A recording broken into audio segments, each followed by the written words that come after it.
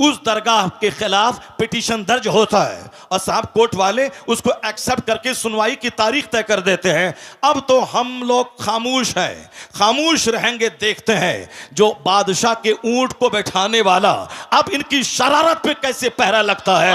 मुझे यकीन हासिल है अब हिंदुस्तान का 40 करोड़ मुसलमान अब गरीब नवाज की करामत देखने के लिए मुंतजिर है कि हिंदुस्तान का राजा अपनी करामत दिखाएगा। और मुझे लग रहा है इनकी शरारत जब बढ़ रही है, इनकी शरारत खूब आगे बढ़ रही है, तो अब जब बंदरों को, गीदड़ों को मौत आती है तो शहर की तरफ रुख करता है। छोटी छोटी बातें तो बोलता था, हम नजरअंदाज करते थे, अब बड़े शहंशाह की बारगाह में पहुंच गया है, वहां छेड़खानी कर रहा है। अब बस करीब है वह वक्त जब गरीब नवाज का जलाल रंग लाएगा, और जब वो जलाल रंग लाएगा इनका सारा गुरूर चकनाचूर होगा और मुस्तफा के गुलामों को अल्लाह इज्जतों से मालामाल बनाएगा। नारे तकबीर, नारे रिसालत, मसलके आला हजरत, मजहबे इस्लाम, हजरत हबीबुल्लाह फैजी साहेब किबला, हजरत शहनवाज हसन साहेब किबला, अल्लामा डॉक्टर शहरयार रजा साहेब किबला कादरी। वाह वाह वाह, बहुत उम्दा हजरत। जुल्म की इंतहा हो गई, अल्लाह, जुल्म की इंतहा हो गई। हाय हाय हाय, जिस आस्थाने से करोड़ों हिंदू फैज उठाते हैं, जिनकी गरीबी दूर होती है, भीख मांगने के लिए 24 घंटे पड़े रहते हैं, उस मुकद्दस आस्थाने के खिलाफ इन्होंने छेड़छाड़ करने की कोशिश की है। अभी भी वक्त है कि जाके बाबा की बारगाह में चले जाओ, अपना पिटीशन कोर्ट से वापस ले लो और बाबा की चौखट पे जाके बोलो, बाबा क्षमा कर दीजिए, हमसे गलती हो गई। वरना याद रखना, जो अना सागर को एक कूजे में ला सकते हैं, याद रखना, जो बादशाह के ऊंट को बैठा सकते हैं, तो फिर जब वो जलाल में आ गए तो हुकूमत का सत्यानाश हो जाएगा। फिर वही होगा जो सारी दुनिया देखने का मुंतजिर है। नारे तकबीर के बंगले पर मैं थूक देता हूं, पेशाब कर दूंगा, मगर मैं ईमान का सौदा नहीं करूंगा। वाह वाह वाह, बेशक, सुभान अल्लाह। जो दौलत अल्लाह ने आपको दी है, आपने कोई मेहनत नहीं की उसके लिए, ना बहुत ज्यादा आप मदरसे में टाइम दिया, ना 2-4-10 आलिमों के साथ आप बैठे रहे, न किसी क्रिश्चियनों के पोप के पास आप गए, न किसी यहूदी के रिब्बी के पास आप बैठकर आपने डिबेट किया, न किसी हिंदुओं के पंडित के पास जाके आपने डिस्कशन किया कि कौन सा मजहब अच्छा है, कौन सा मजहब खराब है। नहीं, आपको अल्लाह ने सिर्फ अपने फजल से ईमान की दौलत दी। बेशक, सुभान अल्लाह। इसलिए कि आप मोमिन घर में पैदा हुए हैं, इसलिए आप मुसलमान हैं। जब इतनी बड़ी दौलत, जिस दौलत से महरूम है दुनिया के अमेज़न कंपनी के मालिक, जिस दौलत से महरूम है टाटा बिरला कंपनी के मालिक, जिस दौलत से महरूम है दुनिया की बड़ी बड़ी सल्तनतों के सरबराहान, जिससे महरूम है, वह ईमान की दौलत अल्लाह ने आपको अता की है। तो इसी नेमत के शुक्राने में दिन गुजर जाएंगे, कभी गरीबी का आप रोना नहीं रोएंगे, कभी मुफलिसी का रोना नहीं रोएंगे। एक बंदा डीएम बना, 5 लाख महीना कमाया, 60 साल के बाद रिटायर किया, मौत का इंतजार किया, मरा, कब्र में जाके सड़ गया। 35 साल तक पढ़ा लिखा, मेहनत किया, 35 साल उन्होंने नौकरी की, क्या मिला? मरने के बाद जहां गया वहां एक ऐसी जिंदगी जो जिसका कोई अंत नहीं हो, जिसकी कोई सीमा नहीं है। दुनिया में तो 100 साल के अंदर ही मर जाना है, मरने के बाद जहां अरबों खरबों साल रहना है, वहां की जिंदगी के लिए इस डीएम ने क्या किया? अब वहां ये आग में जलेंगे, ना इसका इल्म बचाएगा, ना इसकी डिग्री बचाएगी, ना इसकी मुलाजमत बचाएगी, ना इसके कमाए हुए करोड़ों रुपए बचाएंगे। अक्लमंद वो है जो दुनिया में फूस के घर में रहा हो, मिट्टी के घर में रहा हो, मगर ईमान बचा के दुनिया से चला गया हो, तो अब वह महासंख्यों बरस की जन्नत में इज्जत के साथ रहे। महासंख्यों साल, जहां महासंख भी एक महदूद गिनती है, महाला महदूद, जहां मौत ही नहीं है। इसलिए अल्लाह ने वह दौलत आपको दी जो दौलत अमेरिका के सदर को नहीं दी है। तो उसका शुक्राना ये नहीं है कि शिकायत की पोटली लेके बैठा जाए कि हम गरीब हैं, हमको नौकरी नहीं मिली, हम जलील हैं, हमको मकान पुख्ते का नहीं मिला। इस नेमत पे जब आप गौर करेंगे तो हर वक्त आपकी पेशानी झुकी रहेगी और आप एक दुआ हमेशा रब से करते रहेंगे, इलाही मैंने कोई मेहनत नहीं की मुसलमान बनने के लिए, मेरा कोई एहसान तुझ पर नहीं है कि तूने मुझको मुसलमान बनाया है, तूने अपने फजल से मुझको मोमिन बनाया है।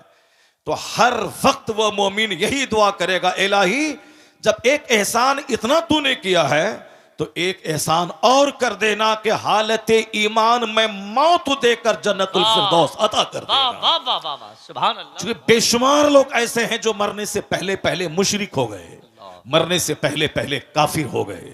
बहुत सारी बेटियां मुसलमानों की हैं जिसको जन्नत की तालीम नहीं दी गई, आखिरत की तालीम नहीं दी गई, कब्र में हजारों साल रहना है उसकी बात नहीं बताई गई, कयामत के दिन एक दिन 50,000 साल के बराबर होगा यह बात बाप ने नहीं बताया। बाप ने सिर्फ ये बताया कि इंजीनियर बनना है, डॉक्टर बनना है, कमाना है, घर बनाना है और खाना पीना है। तो अब अच्छी लाइफ गुजारने के लिए कोई मुशरिक उसे ऑफर दिया कि मेरे पास 5 लाख रुपए माहाना की आमदनी है, अगर तुमने मुझसे शादी कर ली तो तुम रानी बन के रहोगी। तो ये उस मुशरिक के साथ ईमान का सौदा करके भाग गई, उसी के साथ शादी करके रह गई। अब वो जब जवानी के बाद बुढ़ापे की उम्र में पहुंची, उसके बाद मौत ने दस्तक दिया, तो लज्जत कितने दिन तक उन्होंने हासिल की? 10 साल 20 साल। अब मरने के बाद जहां गई है वहां का एक दिन 50,000 साल के बराबर। अब ये बताएं कि 2 4 10 20 साल 1 सेकंड है अल्लाह के नजदीक। इसकी लज्जत हासिल करने के लिए ईमान का सौदा कर दिया, उन्होंने कुफ्र कबूल कर लिया। अब वह खरबों साल की आग में जलने के लिए वहां चली गई। अकलमंद है वह बाप जो बच्चों को डॉक्टर ना बनाए मगर जन्नती बना दे, जो अपने बच्चों को इंजीनियर न बनाए जन्नती बना दे, जो अपने घर में डॉक्टर इंजीनियर का चर्चा न करके आलिमे दीन का चर्चा करे, कुरान हदीस का चर्चा करे। वह औरत धन्य है जो नहीं बनी इंजीनियर मगर वह चूल्हे में खाना बनाती रही, अपना ईमान बचाती रही, बहारे शरीयत पढ़ती रही, कुरान पाक की तिलावत की, माह रमजान में 20 रकअत सूरह तरावी वह पढ़ती रही। वो औरत ईमान बचा के चली गई। खरबों कमाने वाली बैरिस्टर से यह बेहतर है कि कनीज़े फातिमा बनकर फातिमा ज़हरा के साथ जन्नत चली गई। वह कौन सा इल्म है जो इल्म आदमी की इज्जत को तार-तार कर दे? वह कौन सा इल्म है जो आदमी को कुफ्र के करीब पहुंचा दे? वह कोई इल्म है जो आदमी को जानवर बना दे? आज मदरसा आवाज दे रहा है कि डॉक्टर की सूरत में दरिंदा कलकत्ता के आरजी मेडिकल कॉलेज का प्रिंसिपल जो अपने घर के तहखाने में खूबसूरत औरतों के साथ बलात्कार करने का रैकेट चलाता था, जिसके कॉलेज में एमडी करने वाली खातून की आबरू गैर महफूज रही और जिसको अपनी आबरू बचाने के चक्कर में जान से हाथ धोना पड़ा। ये कोई डाइटन सिमिलिया का कसिया का कोई जाहिल नहीं था, वो कोई विलेजर, कोई देहाती, कोई फार्मर नहीं था, पढ़ा लिखा आदमी था। पढ़ा लिखा आदमी इस कदर गिर जाएगा ये किसी ने सोचा ना होगा। आपने देखा होगा मुजफ्फरपुर के शेल्टर होम में वह नेताओं का किस तरह कनेक्शन वहां पली जाने वाली औरतों के साथ था। लोग कहते हैं कि वह डॉक्टर की सूरत में जानवर, वह डॉक्टर की सूरत में दरिंदा। एक गांव का देहाती अपने चचेरे भाई के पास किशनगंज गया, डॉक्टर के पास, कहा आप मेरी बीवी का इलाज करें। डॉक्टर बोलता है कि तुम्हारी बीवी दर्द ज़ह में मुब्तला है, बच्चा भी मरेगा या नहीं जच्चा मर जाएगी, इसलिए तुम्हें 1 घंटे के अंतर सिजरिंग करना पड़ेगा। वह कहता है मैं बीमार हूं, मैं गरीब हूं, मैं मजदूर हूं, कहां से मैं 50,000 रुपए ला के दूं? ये डॉक्टर दिमाग में बहुत बड़ा सपना पाल करके किशनगंज आया है कि मैं MBBS हूं, अपने बच्चों को FRCS बनाना है, अब मुझे 2 एकड़ जमीन में शानदार घर बनाना है, मुझे फॉर्च्यूनर खरीदनी है। अब इतना पैसा, ऐसा नहीं कि डॉक्टर बनने के बाद रुपया का एक पेड़ अपने क्लिनिक में कोई लगा दे और रोजाना जाए 2 घंटा बैठे और पैसा तोड़ के झोला भर के शाम में घर ले जाए। नहीं, उसे तो मरीजों को देखना होगा, मरीजों की फीस से ही कमाना होगा। तो इतनी कमाई कहां से आएगी कि फॉर्च्यूनर का की किस्त अदा करे, वह 2.5 एकड़ जमीन का की किस्त अदा करे? अब वह इंसानियत का लिबादा छोड़कर झूठ का लिबास पहनता है, हैवानियत का कपड़ा पहनकर झूठ बोलता है कि तेरी बीवी 1 घंटे के अंदर में मर जाएगी, इसको सिजरिंग करवाना पड़ेगा। अब वह बेचारा छोटा सा घर बेचकर डॉक्टर को 50,000 रुपए देता है और वह डॉक्टर एक गरीब औरत की सिजरिंग करके उसको कई सारी औलादों से महरूम कर देता है। लोग कहते हैं ये डॉक्टर है मगर इंसान नहीं है। इंसान वो है जो इंसानियत जिसके अंदर हो, वह दूसरों का दर्द महसूस करे, अरे मतलब डॉक्टर है मगर इंसान नहीं है। मोरबी का इंजीनियर कई 100 आदमी की जान ले लिया, उन्होंने एनओसी दिया, नो ऑब्जेक्शन, ये ब्रिज को खोल दिया जाए आम पब्लिक के लिए। ब्रिज गिरा, कितने 100 पब्लिक की जान चली गई। लोग कहते हैं वो इंजीनियर नहीं, वो कसाई है जिसने इतने लोगों की जान ले लिया। चीफ मिनिस्टर झारखंड का जो गरीबों की प्रॉपर्टी कोयला है उसके घोटाले में पकड़ा गया, कई साल तक जेल रहा। लोग कहते हैं ये चीफ मिनिस्टर नहीं बल्कि गरीबों का हत्यारा है। मतलब इंजीनियर की सूरत में जानवर, डॉक्टर की सूरत में जानवर। लोग कहते हैं कि इंसान कहां है, इंसानियत कहां है। तो मैं कहता हूं आज भी इंसानियत की एक फैक्ट्री है, वह फैक्ट्री चले जाओ, उस फैक्ट्री में यह पढ़ाया जाता है झूठ बोलना हराम है, शराब पीना हराम है, ज़िना करना हराम है, माँ बाप को सताना हराम है, पड़ोसी से लड़ना झगड़ना हराम है, और खड़े होकर नहीं खाना है, बैठ के खाना है, बाथरूम ऐसे जाना है, बिस्तर पे ऐसे लेटना है, ऐसे घर से बाहर निकलना है। आदमियत का सलीका किस फैक्ट्री में सिखाया जाता है? कहां से इंसान पैदा होते हैं? इस जमीन पर एक दरसगाह है जहां अव्वल दिन से लेके आखिरी दिन तक, यानी उर्दू की पहली किताब से लेके बुखारी शरीफ तक यही पढ़ाया जाता है। यह लीगल है या इल्लीगल है, यह राइट है ये रॉन्ग है, यह जायज है ये नाजायज है, यह सही है ये गलत है, यह हराम है ये हलाल है, यह करना है ये नहीं करना है, यह हार्मफुल है ये यूजफुल है, यह हानिकारक है ये लाभदायक है। यानी वो आदमियत की शिक्षा जिस दरसगाह में दी जाती है उसी का नाम है मदरसा। अब जब यह फैक्ट्री जवान थी, जहां फैक्ट्री जवान थी, फैक्ट्री का प्रोडक्शन था, तो खलीफा हारून रशीद का बच्चा मदरसे में पढ़ता था, औरंगजेब जैसे हिंदुस्तान के बादशाह मदरसे में पढ़ते थे। उस वक्त में अमीर गरीब सब चाहता था मैं इंसान बनाने वाली फैक्ट्री में पढ़ूं और वहां से कुतुब बन के निकलूं, अब्दाल बन के निकलूं, आदमी बन के निकलूं। जब तक यह फैक्ट्री जवान थी, प्रोडक्शन ज्यादा हो रहा था, तो समाज कुतुब से भरा था, अब्दाल से भरा था, नेकों से भरा था, शरीफों से भरा था। लेकिन जब से इस फैक्ट्री को गवर्नमेंट ने आतंकवादी का अड्डा कहा और जब से हमारे पैसे वालों ने अपने बच्चों को पढ़ाना छोड़ दिया, जब यह फैक्ट्री बंद हो जाएगी या बंद नहीं होगी, पैदावार कम हो जाएगी, तो समाज में शरीफ कहां से मिलेंगे, वली कहां से मिलेंगे, कुतुब अब्दाल कहां से मिलेंगे? अब अगर लोग चाहते हैं कि समाज शरीफों से भरे, नमाजियों से भरे, जंटी लोगों से भरे, कुतुब अब्दाल से भरे, तो अब ट्यूटर लेना होगा, फैसला बदलना होगा कि जिस तरह की फैक्ट्री जैसा प्रोडक्शन उसी तरह के लोग समाज में नजर आएंगे। इंजीनियरिंग कॉलेज में आदमी कम, वहां पैसा कमाने वाले जानवर ज्यादा पैदा किए जाते हैं। मेडिकल कॉलेज में आदमी कम, पैसा कमाने वाले जानवर ज्यादा पैदा किए जाते हैं। तो अब ये एक इंसानी बनाने वाली फैक्ट्री है मदरसा। इस फैक्ट्री को जिंदा करें। जब ये मदरसा जिंदा होगा, पैदावार बढ़ेगी, तो शरीरों की तादाद घटेगी, शरीफों की तादाद में इजाफा होता चला। नारे तकबीर, नारे रिसालत, मज़हबे इस्लाम, जश्ने दस्तार बंदी, अल्लामा डॉक्टर शहरयार रजा साहब किबला। बहुत उम्दा, वाह वाह वाह वाह। मदरसा, वाह वाह वाह। मदरसा ने ही सारी दुनिया को बताया है कि इल्म क्या चीज है। मदरसा ने ही सारी दुनिया को बताया है कि रिसर्च क्या है। मदरसा ने बताया है कंटेम्पलेशन क्या है। मदरसे ने बताया है शोध क्या है। मदरसे ने बताया है चिंतन क्या है। हमारे बच्चे भी गौर से सुने मेरी बात। जो दूसरे लोग मुखालिफ मजहब के मानने वाले हैं, अगर उस तक मेरी बात पहुंच जाए, वह भी मेरी बात को गौर से सुन ले। अगर मदरसा आतंकवादी का अड्डा है तो कभी किसी दिन किसी एक जासूस को मदरसा भेज दो और मदरसा भेजने के बाद हर क्लास में उसको बैठा दो और ये रिपोर्ट देने के लिए बोलो कि क्या मौलाना साहब ने अपनी दरसगाह में बच्चों को मारने और काटने की बात सिखाई है या शराफत की बात सिखाई है, ह्यूमैनिटी की बात सिखाई है। मैं दावे से कहता हूं किसी भी दरसगाह में बैठ जाओगे, फारसी की पहली से लेकर बुखारी शरीफ तक हर जगहों पे अमन की बात, पीस की बात, मोहब्बत की बात, मुरफ़्फ़त की बात, अखलाक की बात, अपने गांव समाज की इस्लाह की बात, माँ बाप के एहतराम की बात, पड़ोसी की इज्जत की बात, मुसीबतें सह के दूसरों की मुसीबतों का जवाब मुसीबत से न देने की बात। यानी अखलाक मोहम्मदी की तालीम मदरसे में दी जाती है। उसका फैसला इसीलिए है कि वह दूर से मदरसे को आतंकवादी का अड्डा समझ समझता है, अपनी निगाहों में दुश्मनी का चश्मा लगाकर मदरसे के खिलाफ बयान देता है।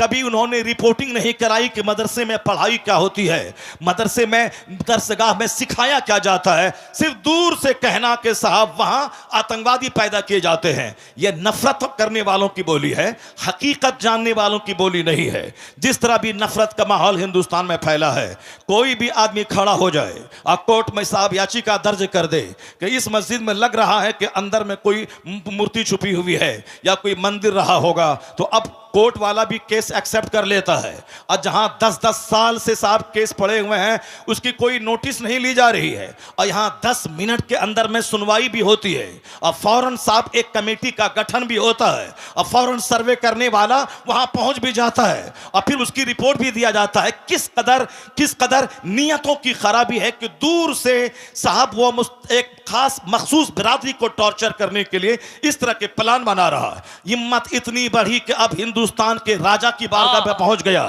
हिंदुस्तान के शहंशाह की बारगाह में पहुंच गया। 800 बरस से जो पूरे हिंदुस्तान की रखवाली कर रहा हो, कब्र में रह के पूरे हिंदुस्तान की संप्रभुता को बचा रहा हो, हिंदुस्तान के मुसलमानों से ज्यादा हिंदुओं की अकीदत का मरकज बना हुआ हो। मुसलमान जाते हैं 60 लाख तो 40 लाख तो 60 लाख गैर मुस्लिम वहां जाते हैं, उनको वहां बेटा मिलता है, बेटी मिलते, न जाने क्या क्या मिलता है। हर जब भी जाएं हर वक्त साहब सिखों, हिंदुओं और दूसरे तमाम मज़ाहिब के मानने वाले को दुनिया ढेर चाहिए, इसलिए वो वहां भीड़ लगाए रहते हैं। मुसलमानों को जन्नत चाहिए, इसीलिए मस्जिदों में भीड़ रहती है, और उनको सिर्फ दुनिया गाड़ी चाहिए, इसी दरगाहों पे वो भीड़ लगा के रहते हैं। 800 साल जो एक मुस्तनद ऑथेंटिक दरगाह है, उस दरगाह के खिलाफ पिटीशन दर्ज होता है, और साहब कोर्ट वाले उसको एक्सेप्ट करके सुनवाई की तारीख तय कर देते हैं। अब तो हम लोग खामोश हैं, खामोश रहेंगे, देखते हैं जो बादशाह के ऊंट को बैठाने वाला अब इनकी शरारत पे कैसे पहरा लगता है।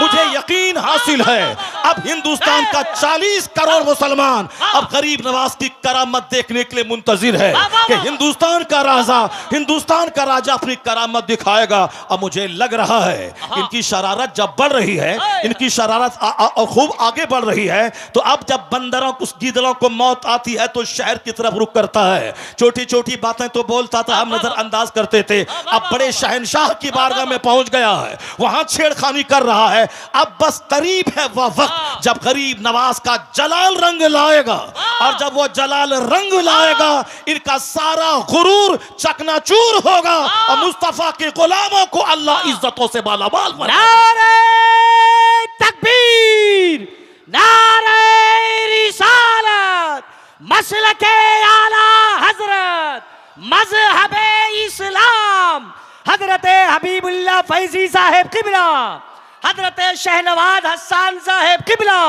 अल्लामा डॉक्टर शहरयार रजा साहेब किबला कादरी। वाह वाह वाह, बहुत उम्दा हजरत। जुल्म की इंतहा हो गई, अल्लाह, जुल्म की इंतहा हो गई। हाय हाय हाय, जिस आस्थाने से करोड़ों हिंदू फैज उठाते हैं, जिनकी गरीबी दूर होती है, भीख मांगने के लिए 24 घंटे पड़े रहते हैं, उस मुकद्दस आस्थाने के खिलाफ इन्होंने छेड़छाड़ करने की कोशिश की है।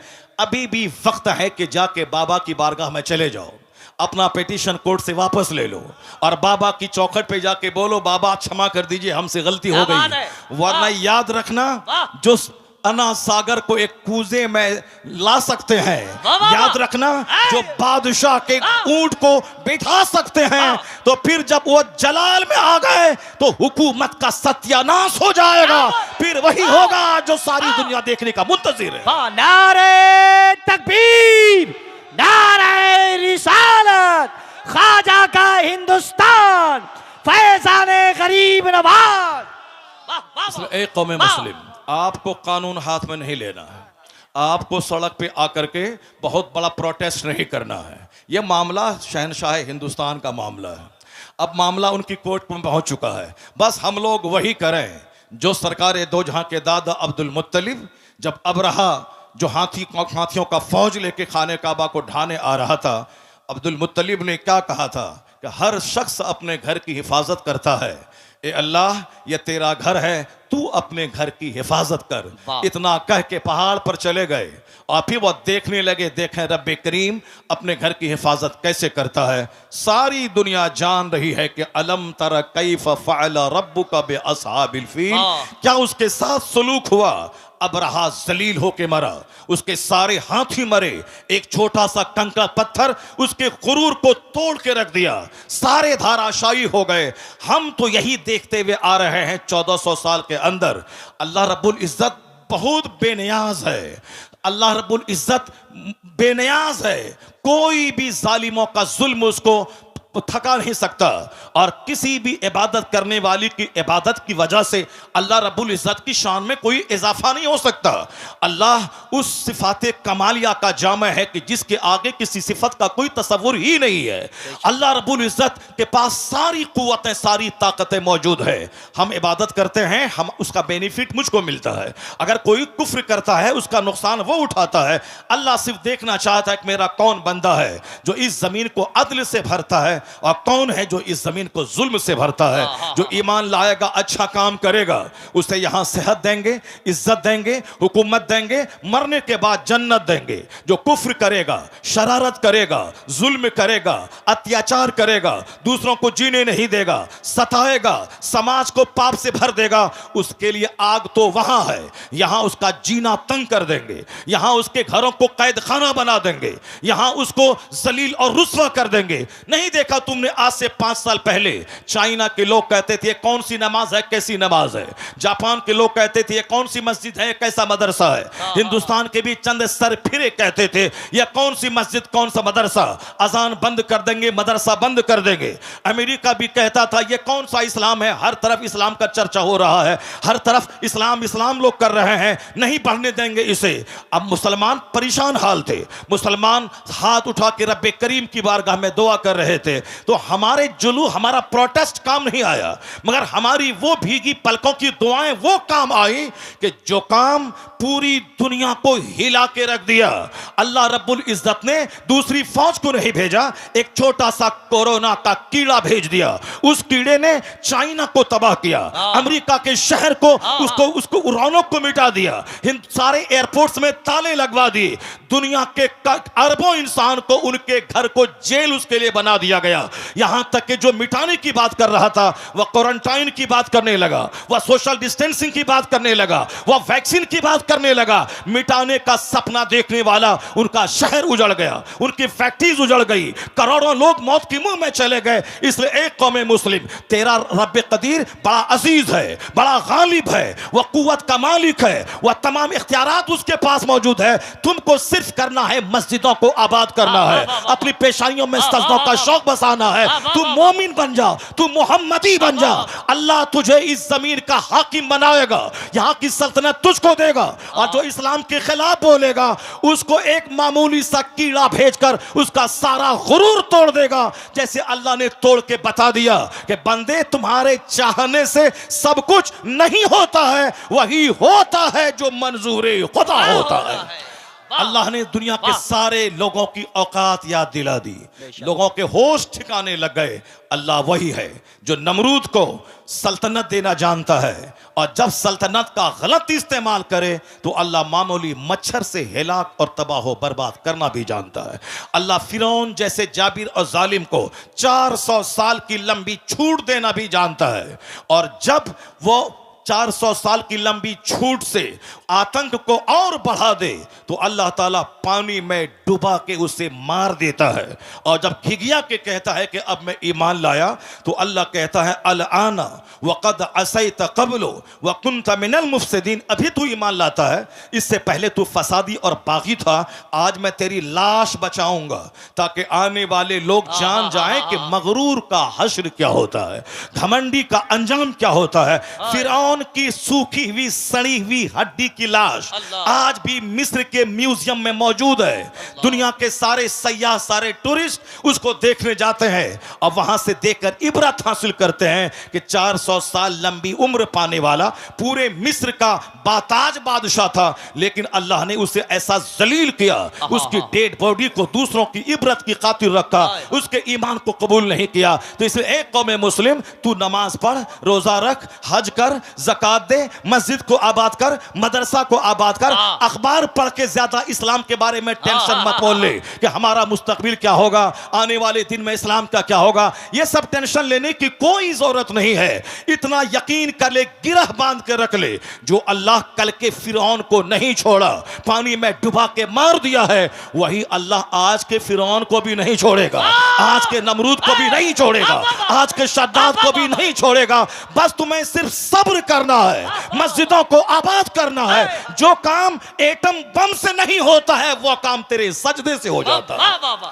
तुम्हारी ताकत रूहानी ताकत, तुम्हारी ताकत स्पिरिचुअल फोर्स, तुम्हारी ताकत आध्यात्मिक शक्ति है। आज हम जलील इसीलिए हो गए, मेरी मस्जिदें वीरान हो गई, मेरा जलसा उजड़ गया, हमारी खानकाह सिर्फ तेल और पानी का मरकज बन के रह गई, हमारी मस्जिदों में दांत टूटे चंद बूढ़े रह गए, और हमारे जवान उनके कुफ्फार और मुशरिकीन के जवान की तरह हरकतें करने लगे। हमारे घर में क्रिकेटर का चर्चा, हमारे घर में साहब बैरिस्टर का चर्चा, हमारे घर में नेता का चर्चा, हमारे घर में बंबई जाकर के फैक्ट्री डाल के 2-4 मकान खरीदने वाले दुनियादार का चर्चा, हमारे घर में खूबसूरत खवातीन का चर्चा, हमारे घर में खूबसूरत नौकरी करने वाले लड़कों का चर्चा। अब जाहिर सी बात है, जब खूबसूरती का चर्चा होगा तो हमारा बेटा दिमाग में ये बात बिठाएगा, हमें खूबसूरत औरत चाहिए। अब चाहे वो अपना चेहरा आईना में नहीं देखेगा कि हमारी सूरत कैसी है, हमारी नाक टेढ़ी है, हमारा रंग काला है, मगर वो तमन्ना करता है क्या कि हमारी बीवी बिल्कुल करीना जैसी खूबसूरत मिल जाए।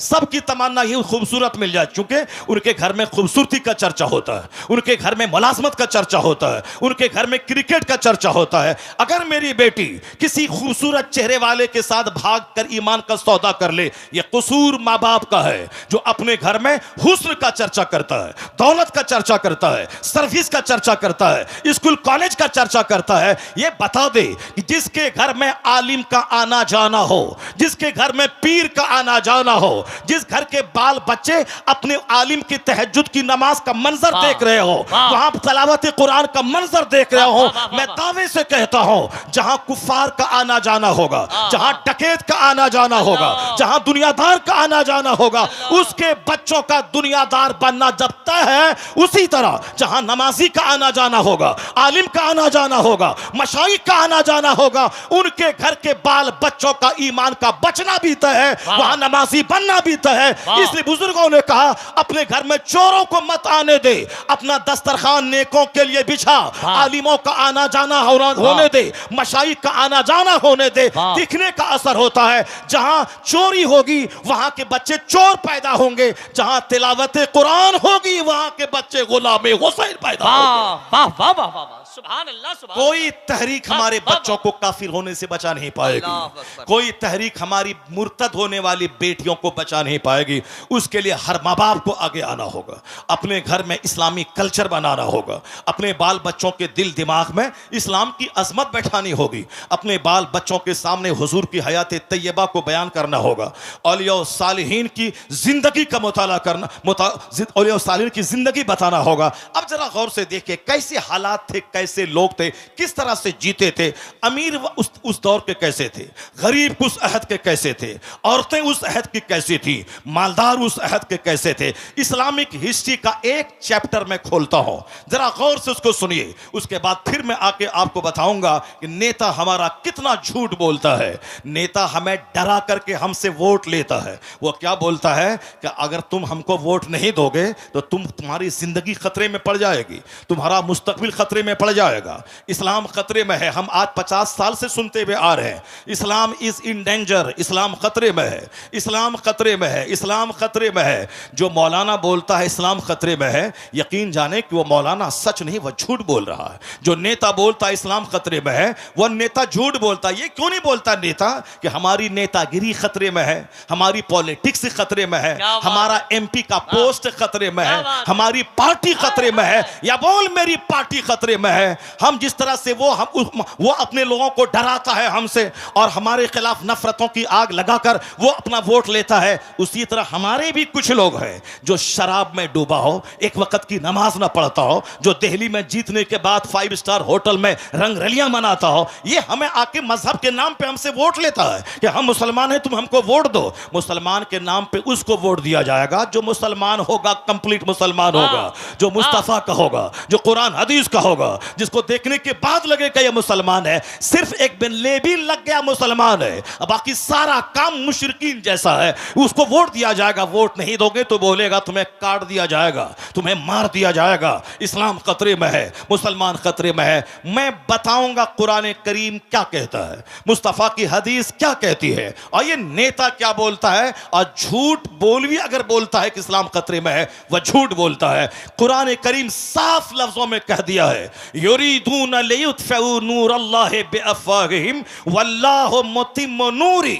अल्लाह कहता है ये मुशरिकीन, ये कुफ्फार अपने मुंह से इस्लाम का चिराग बुझाना चाहते हैं, अल्लाह उस नूर को पूरा करना चाहता है, जो अल्लाह उसे पूरा करना चाहता है, और ये उस नूर को बुझाना चाहते हैं। बंदों का चाहा हुआ होगा या अल्लाह का चाहा हुआ होगा, ये बंदा कमजोरी का पुतला है, बंदे की हिस्ट्री कमजोर है, इंसान की तारीख की कमजोर है। इंसान पैदा हुआ कैसे है? इंसान पैदा हुआ एक नापाक कतरे से, जिसकी इब्तदा इतनी कमजोर हो कि नापाक कतरे से पैदा हुए हों, जिसकी इब्तदा इतनी कमजोर है या बजती हुई मिट्टी से पैदा हुआ है, जिसकी बुनियाद इतनी कमजोर है कि कई बार शर्मगाहों से इसका गुजर हुआ है। बाप की रीढ़ की हड्डी और मां के सीने की हड्डी से जो कतरा निकलता है, उससे यह इंसान पैदा हुआ। यह मैं नहीं कहता, पैदा करने वाला मेरा खालिक कहता है। फलयंजुरिल इंसानु मिम्मा खुलिक़ मिम्मा इन दाफिक यखरुजु मिन बैनि सुल्बि व तराइब इन्नहु अला रजइही लक़ादिर। अल्लाह कहता है a man should consider in his creation, आदमी को अपनी पैदाइश पे गौर करना चाहिए कि वह पैदा हुआ कैसे है। अल्लाह कहता है वह पानी का कूदता हुआ कतरा मनी का, जो बाप की रीढ़ की हड्डी से निकलता है, मां के सीने की हड्डी से निकलता है, और वह बच्चादानी में पहुंचता है, और 4 महीने तक वह नुत्फा अपनी असल हालत पे रहता है। अगले 40 दिन तक, अगले 40 दिन में वह लोथड़ा बनता है, अगले 40 दिन में ढांचा तैयार होता है, अगले 40 दिन के बाद उसमें जान डाली जाती, 120 दिन के बाद उसमें जान डाली जाती है। अब 40 दिन का एक पीरियड गुजरता है, पहले लोथड़ा, उसके बाद ढांचा, फिर उसके बाद उसमें जान डाली जाती है। जान डाले जाने से पहले अगर ईमानदार नेक परहेजगार मुसलमान डॉक्टर बोले अगर ये हामिला रही, हमल से रही तो इसकी जान को खतरा है, तो नेक मुत्तकी परहेजगार डॉक्टर की बात मानकर इस काते हमल एबॉर्शन हो सकता है। लेकिन अगर जान डाल दी गई फिर किसी की बात नहीं मानी जाएगी। 4 महीने के बाद कोई एबॉर्शन अगर करता है वह उस बच्चे का कातिल और मर्डरर ठहरता है। तो एक नापाक कतरे से यह इंसान पैदा हुआ है। अब पैदा होता किस रास्ते से है वह सबको मालूम है, और वह नुत्फा जाता किस रास्ते से है वह सबको मालूम है। यह पूरी कहानी कुरान में 2-4-10 जगहों पे बयान किया गया है। यह बयान क्यों किया गया है? सूफिया कराम कहते हैं लोगों का मजाज है, जब जवानी मिली मगरूर हो गया, दौलत मिली घमंडी हो गया, छोटा सा घर कच्चे का पुख्ता बना दिया, अब वो साहब समाज में अपने आप को सबसे बड़ा समझने लगा। हुस्न पे मगरूर होता है बंदा, मकान पे मगरूर होता है बंदा, थोड़ी शोहरत मिल गई उसमें मगरूर होता है बंदा, ताकत जवानी मिली उसमें मगरूर होता है। यह गुरूर तो उसे तबाह कर देगा। यह गुरूर तो समाज में नफरतों की आग लगा दिया है। आज समाज में हर आदमी तन्हा महसूस करता है, क्योंकि हर आदमी अपने आप को दूसरों से बड़ा समझता है। गुरूर की वजह से कोई किसी के घर नहीं जाता है। तो हर आदमी ईद के दिन अपने घर में बिल्कुल भैंस बन के बैठा रहता है, पहल करके नहीं जाता, मुंतजिर रहता है कि वह मेरे घर में आए। अब वह भी मुंतजिर रहता है कि यह मेरे घर में जाए, ना वो आता है ना यह जाता है, दोनों अपनी सेवई खुद खाते हैं और मोहब्बतों से महरूम रहते हैं। मोहब्बत वहां नहीं होती जहां इंतजार किया जाता है, मोहब्बत वहां होती है जहां खुद से पहल की जाती है। बंदा खुद से पहल करे, मुंतजिर ना रहे कि वो सलाम करेगा, बल्कि खुद से सलाम में पहल करे, इंतजार ना करे कि वो मेरे घर में आएगा, पहल करके ये खुद उसके घर में चला जाए। वो सारी कैफियतें जब थी तो गुर्बत में भी राहत का मजा मिलता था, और आज सब मकान बना रहे हैं और सबका दिल उजड़ रहा है, सबका चेहरा उजड़ रहा है, समाज नफरतों की आग में जलता चला जा रहा है। आका ने कहा था ला तदखुलूनल जन्नत हत्ता तुमिनु, जन्नत नहीं जाओगे जब तक कि मोमिन न बन जाओ। वला तुमिनु हत्ता तहाब्बू, मोमिन नहीं बनोगे जब तक कि आपस में एक दूसरे से मोहब्बत न करो। मोहब्बत करना मोमिन बने रहने के लिए जरूरी है। अपने पड़ोसी से मोहब्बत जरूरी है ईमान बचाने के लिए। अपने रिश्तेदारों से सिले रहमी जरूरी है ईमान बचाने के लिए। अपने गांव के गरीब